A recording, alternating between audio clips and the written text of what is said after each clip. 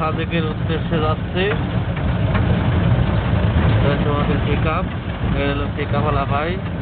তো ভালো মনের মানুষ, যা যা কথা বলে ভালো, তার কথাগুলা মিশুক।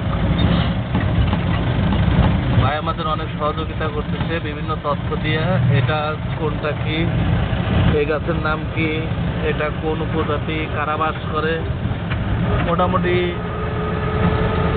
সব মিলিয়ে ভালোই আমরা এনজয় করতেছি বন্ধুরা। এটা হচ্ছে সাদেকের রাস্তা, চতুর্দিকে গাছ গাছালি, এদিকে গাছ। আমরা এখন পাহাড়ের উপরে আছি, পাহাড়ের উপরে।